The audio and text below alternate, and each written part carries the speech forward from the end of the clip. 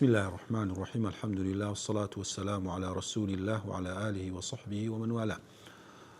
ركن بينزم كوتاي لأركان الإسلام حج مال خوايا. حج لزمان عربي بمعنى قصد وتم بس سرداني كردني شوينك ويان وكو خليل دليتن كثرة القصد إلى من تعظيمه أبيك زور سرداني شوينك كبا أو شوينة بقورة إنسان دابنه شرعنش حج بمعنى أودي كاتو قصدي مالي خواي جورب كي ككعبية لو جێبەجێ کردنی چەند عیبادەتێکی دیاری کراو لە کات و شوێنی دیاری کراوی خۆی و حەجی ماڵی خوای گەورە لە ساڵی نۆیەمی هیجرەتی پێغەمبەری عەلەیهی سەڵات وەسەلام فەرض کرا بەو ئاەتێک کە خوای گەورە دەفەرمێ وەلیلله عەلى الناس حج البيت من استطاع إليه سبيلا. فەرضە لە بۆ خودای سبحانه وتعالى کە ئینسان ئەنجامی بدا لەسەر هەموو خەڵکی کە حەجوی ماڵی خوای گەورە بکە لۆ کەسێکی کە توانای هەبیتن. و هەروەها عومرەش کە حەج و عومرە پێکەوەیە باز دەکرێتن. عومرە بە معنای زیارەت دێتن یان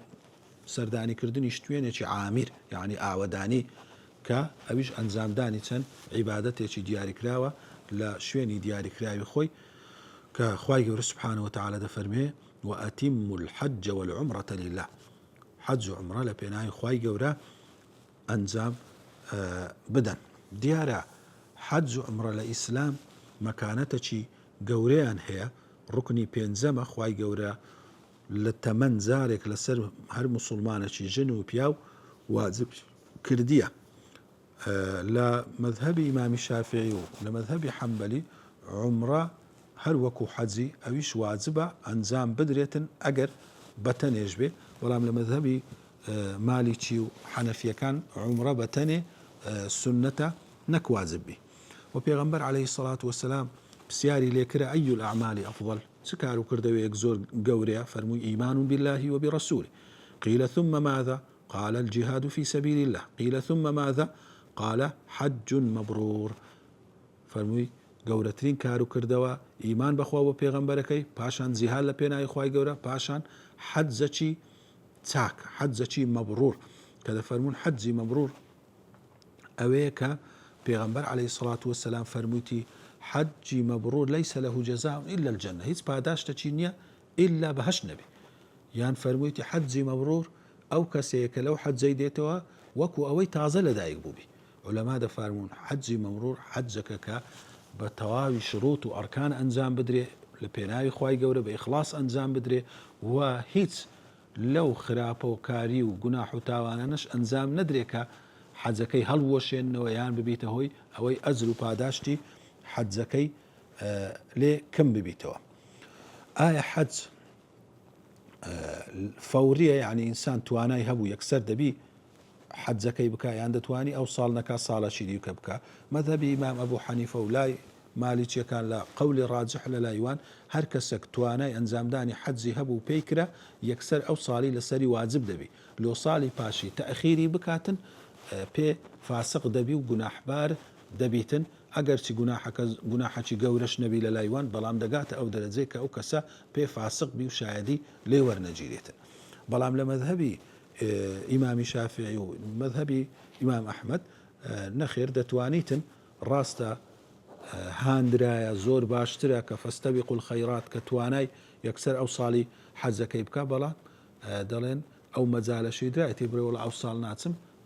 ساڵەشی دیکە دەکەم. لەگەر هەندێش فەرموویتیان ئەوە باش نییە، هەر باشتر ئەوەیە کە حەجەکەی بکە نەخۆ مانیعەک بێتە پێش ئەو کاتی نەتوانیتن حەجەکەی ئەنجام بدە. مەرجەکانی حەج و عومرە و مانیعەکانی چیە؟ یەکەم مەرجی حەج و عومرە ئەوەیەکەوە کەسەکە دەبی موسڵمان بی و عاقڵ بیتن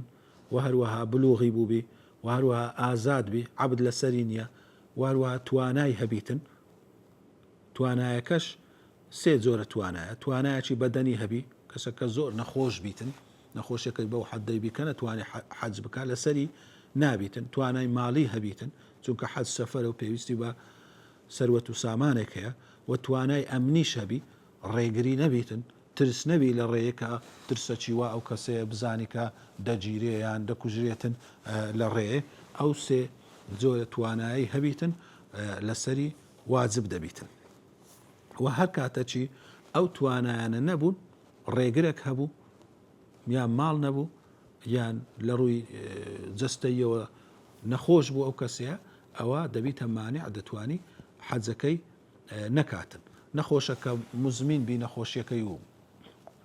ئومێدی لێ بڕابی لە مەذهبی ئیمام شافعی دەرێ دەتوانی هەر لەو وەختی نەخۆشیش کە بێ ئومێد بووبی لە چابوونەوە و زۆر پیر بووبی حەجی بەدەلی لەوە بکرێتن و پێغەمبەر عەلەیهی سەڵات وەسەلام ڕێیدایە کە کەسێک مرد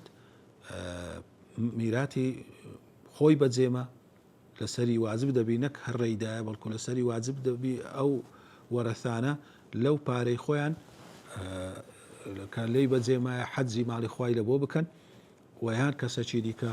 بە بەخشین ئەوە هەر باشتریشە کە ماڵ بدات و ئەگەر ماڵیشی نەبیتن حەجی لە جیاتی بکاتن.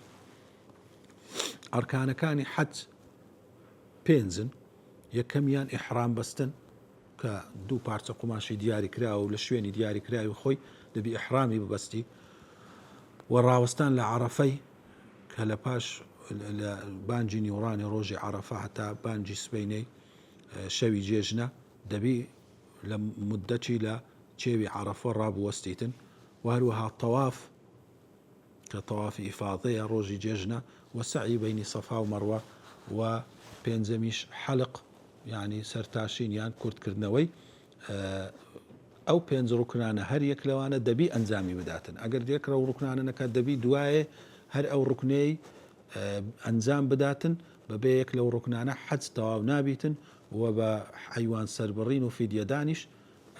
ئەوە جەبر نابی بری وڵایەت یەک لەوانە ناکەم دوایێ حیوانەش سەردەبڕن بەڵام واجباتمان هەیە واجبات ئەگەر نەیکە پێویست ناکە دوایە دووبارەی بکاتەوە بەڵکو حیوانەکی دەبی سەر ببڕیتن وەکو فیدیەک لە مقابل ئەو واجبەی کە ئەنجامی نەدایە یەک لە واجباتەکان ئەوەیە کە ئیحرام لە شوێنی دیاریکراوی خۆی بکاتن کە میقاتمان هەیە لۆ هەر ئەهلەکی کە دێن شوێنی دیاریکراوی خۆی ئیحرام بکات و نیەتی حەج و عومرەی خۆی بینیتن ئیحرام مەسەلەن لە کاتی حەجێش بی کە حەج دەکاتن لە مانگەکانی حەجێ بیتن نەک لە پێش مانگەکانی ئەوە میقاتی زەمانی پێدرێ. دووەمینیان شەیطان ڕەجمکردن سێ شەیطان ڕەجمکردنەکەش واجباتی حەجە سێمینیان مانەوەی شەو لە موزدەلیفە واجباتی حەجە چارەمینیان مانەوەی شەو لە مینا لەسەر قەولی ڕاجح مەذهبی ئیمام شافعی لە واجباتی حەجە پێنجەمینیان تەوافی ویداع کاتێک کە لە مەکە دەیەوێ بەجێ بێڵێتن و سەفەر بکاتەوە بگەڕێتەوە لە واجباتی حەجە. حەجیش سێ جۆری هەیە حەج ئیفراد هەیە بە مفرەدی کە تەنها ئیحرامەکەی دەبەستی تەنها لۆ حەجێ حەجەکەی دەکات و تەواو دەکا دوای ئەو جالۆ خۆی ئیحرامەچکە دەبەستی لە بۆ عومرەی ئەوە ئیفرادی پێدرێن. حەجی تەمەتوع هەیە ئەوەیە کە یەکەمین جار عومرەچی دەکا لە مانگەکانی حەجێ عومرەکەی خۆی تەواو دەکاتن ئەو جا پاشان جارێکی دیکە ئیحرام دەبەستیتەوە بە جیاواز لە بۆ حەجێ. حەجی قیرانیش هەیە ئەویش ئەوەیە حەج و عومرەکەی پێکەوە بە تێکەڵی بە یەک ئیحرامی دەکاتن و عولەما متفقن لەسەرەوەی کە دوو تەحەلول هەیە یعنی دوو ئیحرامکردنەوە هەیە. ئیحرامکردنەوەیەک هەموو شتێکت لە بۆ حەلال دەبی یەکەم ئیگچکەی پێدەرین ئیحرامکردنەوەی گچکە تەحەلولی ئەصغەر هەموو شتێکت لۆ حەلال دەبی تەنها جیماع و مقدماتی جیماعی نەبیتن. ئیحرامی گەورە ئیحرام شکاندنی گەورە تەحەلولی ئەکبەر ئەوەیە کە جیماع و مقدماتیشی لە بۆ کەسەکەی حەلال دەبی. تەحەلولی کچکە بە چ دەبیتن بەوەی کەوە دوو شت بکە لەو سێ شتەی لە شەیطان ڕەجمکردن و لە حەلق و لە تەوافی ئیفاضە دوو لەوانەی کردبی دەتوانیتن تەحەلولی گچکە بکاتن. ئەگەر هەر سێکی کردن ئەو سێیانە ئەوە تەحەلولی گەورەی دەبیت و تەواو لە ژێر ئیحرامی حەج و لە ژێر کاروبارەکانی حەج ئەو کەسە دەچیتە دەرێ. ئەوە بە پوختی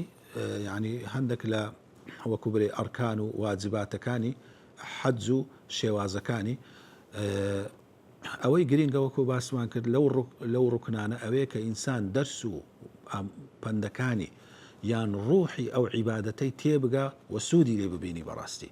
لما بەستەکانی تێبگە خوای گەورە سبحانه وتعالى ئەو عیبادەتەی لۆ دانایە چی لە من دەوێ وەکو بەندێک کە ئەو عیبادەتەی لەسەر من دانایە مەبەست و فائیدەی هەرە گەورەی یەکەمیان ئەوەیە کە ئینسان لە حەد فێرە تەوحید و ئیخلاص لە پێناوی خوای گەورە دەبی سبحانه وتعالى خوای گەورە سبحانه وتعالى کە ئەو ماڵەی دانایە لە بۆ عیبادەتی تاک و تەنهای خۆی طبعا ئەو کعبەیە ئادەم عليه السلام يكم زار بنياتنا إن أول بيت وضع للناس للذي ببكة مباركا باشان تيك سوى وبزربوا شوێنەوارەکەی خوای گەورە ئەمر بە ئیبراهیم دەکا لەگەڵ ئیسماعیل عليهما السلام بنياتي دەنێنەوە لەسەر بناغي آدم عليه السلام وإذ يرفع إبراهيم القواعد من البيت وإسماعيل ربنا تقبل منا إنك أنت السميع العليم أو بناغي لسر بناغي خوي بەرز دەکەنەوە گەورەترین پەیام دواتر کە بەردەوام دەبی ئەو حەجزەیە شرکی دەکەویتە ناوێ پاشان پێغەمبەر عەلەیهی سڵاو وسەلام دەی بتەکان هەموو دەشتێنیت و لەسەر تەوحید و ئیخلاص بنیاتی دەنێتەوە ئەو حەجزە دەکرێت ئەوەیە کەوە هەمومان یەک قیبلەمان هەیە یەک پەیاممان هەیە یەک مەبدەئمان هەیە کە تەنها خواپەرستنە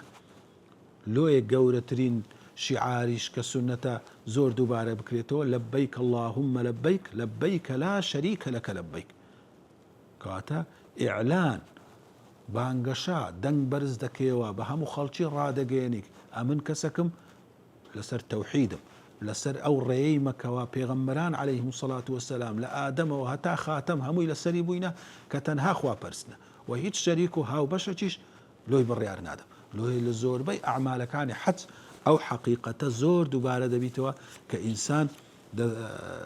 ئیعلانی ئەوەی دەکاتن کە تەنها خوا دەپەرستی تەنها لە بۆوی ملکەز دەکاتن تەنها ئەمر و فەرمانی وی جێبەجێ دەکاتن و کاتێک کە خوای گەورە بانجی دەکاتن لە هەر شوێنێک لە دنیاە کەسی موسڵمان دەرێ لەبەیک ئەمن دەستم لەسەر سینگمە ئەمن ئامادەمە ئەی خوایە بانگەوازی تو جواب بدەمەوە بە هەموو شێوەیەکەوە هاتیمە لە پێناو ئەوەی کەوە بانگەوازی تو لێرە جواب بدەمەوە وەکو خوای گەورە دەفەرمێ إذ بوأنا لإبراهيم مكان البيت ألا تشرك بي شيئا وطهر بيتي للطائفين والقائمين والركع السجود خوای گەورە سبحانه وتعالى کە ئیبراهیم عليه السلام گەڕاندەوە لە بۆ ئەو کەعبەیە و لەسەر دەستی فەرمووی بنیاتی بنێوە لە بۆ چ مەقسەد چ بوو ئەن لا تشرك بي شيئا لەوەی شرک و هاوبەش بڕیار نەدرێ إعلان عقيدة توحيد وبردوامي عقيدة توحيد لنا مروفايتي إعلان بكريتو شانازي بيو بكريت صالة جارك أو مروفايتيا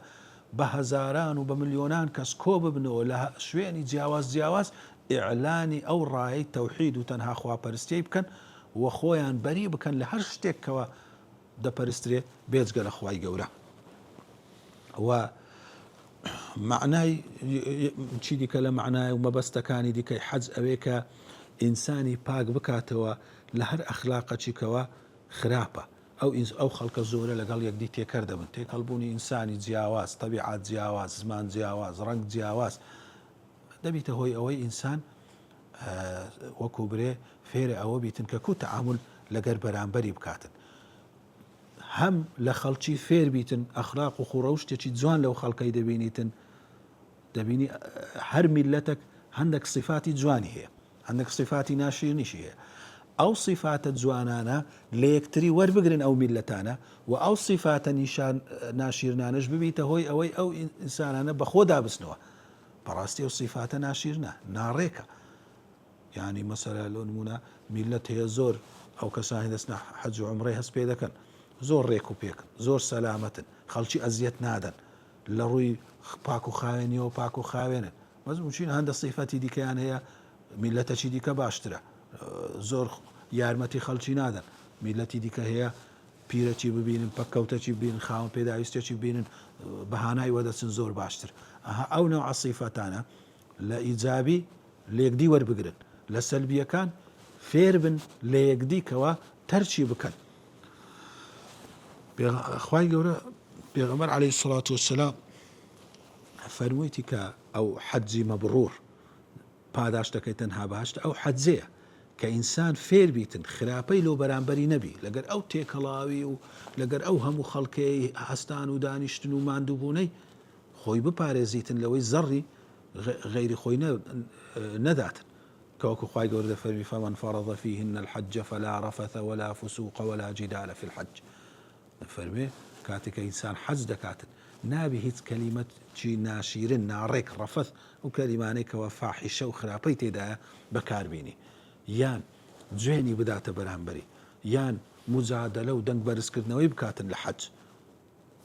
ئەو شتانە هەمووی لەوێن دەر ڕێپێنەدراوە کەواتە ئینسانی لەسەر ئەوەی ڕادەینیتن کەوە هەر شتێکی خراپ و تاوان بی لە کار و کردەوە یان لە قسەکردن وەکو تربیە و ڕاهێنانەکە لەوێ لەگەر ئەو هەموو خەڵکەی تەبیعەت جیاوازش بەس دەبێت تەبیعاتی خۆت کۆنتڕۆل بکەیت. یەکێک لە مەبەستەکانی دیکەی ئەوەیە کە ئینسان ئیستیعداد و خۆ ئامادە بکا لە بۆ ئاخیرەت. سەفەر دائیمەن پێویستی بە زاد و زەخیرە کۆکردنەوەیە، کۆکردنەوەی ئەو هەموو خەڵکەش. ئینسانی چ بەبیر دەینیتەوە ڕۆژێک دادێ ئەمن سەفەر دەکەم، ئایا زادی سەفەری ئاخیرەتم پێیە؟ وتەزەودوا فإن خير الزاد التقوى. هەر لە باسی ئاەتەکانی حەج خوای گەورە باسیەوەی دەکا کەواتە کو زاد و زەخیرە لەو سەفەرەکانتان کۆ دەکەنەوە، زاد و زەخیرە لەو سەفەری هەمیشەییتان و گەڕانەوەتان لۆ قیامەت کۆ بکەنەوە. وەکو ئەو خەڵکە هەمووی پێکەوە کۆ دەبیتەوە و حەشر دەکرێت، وەکو جۆرە حەشرێکی گچکەیە خەڵکیش دیسان خوای گەورە کۆیان دەکاتەوە لە مەیدانی حەشرێک. و یەک لە مەبەست و سوودەکانی دیکەی حەج ئەوەیە کە ئینسانی ڕابینی لەوەی شعائیرەکانی خوای گەورە بە گەورە ڕابگری. حەج یەک لە گەورەترین شعائیرەکانی خوای گەورە کە دەفەرمی ذلك ومن يعظم شعائر الله فإنها من تقوى القلوب. أي شعيرەکانی خوای گەورە بە گەورە ڕابگری ئەوە لە تەقوای ئەو ئینسانەیە، لە تەقوای دڵی ئەو ئینسانەیە. شعیرە لە چه هاتیە؟ لە ئیستیشعاری هاتیە، هەستکردن. ها ئینسان جار وایە لەناو حاڵەتەکیدایە چەند قسەشی لۆ بکرێتن هەستەکی وای لۆ دروست نابی، بەڵام کاتێک کە حاڵەتەکەی دەکەویتە شوێنەکی دیاری کراو، دەکەویتە ناو واقعەکی دیکە، هەست و نەستەکی زۆر جیاوازی لۆ دروست دەبی. لۆ ئینسان ڕەنگە لە وڵات و لە شوێنی خۆی ئەو هەست و نەستەی لۆ دروست نابیتن کە ئەو هەست و نەستەی لەو شوێنە پیرۆزانە لۆ دروست دەبی. دەبینی پێغەمبەران عەلەیهیم السەڵات وەسەلام فکر دەکاتەوە، پیاو چاکان سەحابەی کیرام ئەو هەموو خەڵکە لەوێ عیبادەتیان کردیە، لەوێ ئیعلانی تەوحید و تەنها خواپەرستی و ملکەتکردن و فەرمانی خۆیان کردیە. یەکسەر ئەو هەستانەی لۆ دروست دەبی. هەمان ئەو هاتن و چوونە کە ئیسماعیل و هاجەرەی دایکی کردیتیان، ئەمن هەمان ئەو هاتن و چوونەی دەکەمەوە. ئەو هاتن و چوونە بەڵگەیە لەسەر ئەوەی کو ئەوان هەوڵیاندایە، ئەمنیش دەبی هەوڵ دەم لە بۆ ڕەزامەندی خوای گەورە سوبحانەه وتەعالە. کو سوڕاینەوە لە دەوری ئەو کەعبەی، ئەمنیش لە ژیانی خۆم وەها تەواف و سوڕانەوەم تەنها لە پێناو خوا و لە بۆ عیبادەتی خوای دەبی، لە دەوری عیبادەتی خوای گەورە دەبی بسوڕێمەوە لە ژیانی خۆم. کەواتە هەموو معانی تێدایە، هەست و نەستی زۆری تێدایە کە لەو حەجەی ئینسان وەری دەگریتن. یەک لە فەواید و هەست و نەستەکانی دیکەش ئەوەیە کە ئینسان دائیمەن دڵی بە ذیکری خوای گەورە ڕەبت بیتن، یعنی ئەو ماوەی لە حەجیان لە عومرە دەبیتن هەموو هاستان و دانیشتنی لە ذیکر و یادی خوای گەورە بیتن کە خوای گەورە دەفەرمێ فإذا أفضتم من عرفات فاذكروا الله عند المشعر الحرام واذكروه كما هداكم وإن كنتم من قبله لمن الضالين ثم أفيضوا من حيث أفاض الناس واستغفروا الله إن الله غفور رحيم فإذا قضيتم مناسككم فاذكروا الله كذكركم آباءكم أو أشد ذكرا. كواتا هموي باسية باسي ذكر يادي خواي قوريا الرأي بهيني همو كاتكاني بذكر يادي خواي قوريا ببعت السر. والوايك لا سود مبستكاني دي أويك والروحي يكساني لنوان إنسان كان دروز زكا هر یەکی بە پۆستێک هەر یەک دەوڵەمەند یەک هەژار بەڵام هەموو یەک جلو بەرگ یەک نەوع کار یەک نەوع شیعار هەمویان عەبدی خوای گەورەنە و لۆ پەرستنی خوای گەورە هاتینە. یەک لە سود و مەبەستەکانی ئەوەی ئینسانی فێرە دیقە و فێرە ڕێخستن و زەبط بوون دەکاتن. الحەج ئەشهور معلومات لە کاتی دیاریکراو بە شێوازی دیاریکراو دەبی ئەو شتانە ئەنجام بدەیت. لە گۆترەنی هەر کەسێ برێ بە عەقڵی خۆم و بە تێگەیشتنی خۆم ئەوها دەکەم و ئەوها ئەنجامی دەدەم ئەوها ئەو شەیطانی ڕەجم دەکەن. نا دەبی بە شێوازی دیاریکراوی خۆی بی. یەک لە گەورەترین مەبەستەکانی دیکە کە کۆتا مەبەست باسی بکەین ئەوەیەکەوە وحدەتی ئەو ئومەتەی لێک نێزیکبوونی ئەو ئومەتەی وەکو کۆنگرەیەکی ساڵانە ئەو ئومەتە لەو شوێنەی بگاتە یەکدی. یەکەم خۆشی و ناخۆشیەکان لەگەر یەکدی ئالوگۆڕ دەکات. ئەتو موسڵمانەشی لە سین ئەرێ دەردی تو چیە من مسلمانێکم لە کوردستان کاکە ئەوە دەرد و حاڵی منە مسلمانێک لە فەڵەستین مسلمانێک لە سوودان لە فلانە جێ هەموو یەکدی دەبینن کەواتە دەبیتە هۆی ئەوەی کەوا ئەمە مشوری یەکدی بخۆی و دەبیتە هۆی ئەوەی ئەمە هەست بکەین کە ئەمە یەک ئومەتین جیاوازینی ئەوە ڕەشە ئەوە سپی ئەوە سۆرە ئەوە پرچی زەردە ئەوە پرچی ڕەشە ئەمریکی ڕووسی مادام مسلمانی لەگەرە من کۆبووینەوە یەک ئومەتی جیاوازینیە تو بەو زمانەی قسەی دەکەی ویدی بەو زمانە قسەی دەکەی هەمومان لە عەبدایەتی و بەندایەتی یەک ئومەتین ئەو هەستی یەک ئومەتیە بەڕاستی لە حەجی پەیدا دەبیتن لۆیە لە زۆر لە حەدیثەکانی پێغەمبەری عەلەیهی سەڵات وەسەلام ڕەبتی مابەینی حەج و جیهاد کرایە کەسێک حوشترەکی جیهادی لەلا بوو کە لە بۆ غەزایە دانرا بوو فەرمووی پێغەمبەر صلی الله علیه و سلم دەتوانم حەجی پێ بکەم فەرمووی بەڵێ ئەوەش هەر جیهادە لە پێناوی خوا ئەوەش هەر فی سەبیلی لایە یان پێغەمبەر صلی الله علیه و سلم بە عائیشەی دەفەرمیتن ئەی عائیشە جیهادیم گۆ وەکو ئافرەتان حەجە لە پێناوی خوای گەورە لۆ کاتێک ئینسان ئەو هەستی یەک ئومەتی لا دروست بوو لەگە یەکدی تێکەڵ بوو خەم و مشور و یەکدی خوارد دەبی دوایێ دیفاع لە یەکدیش بکە جیهاد بکە لە پێناو سەرخستنی ئەو دینە ئەوەی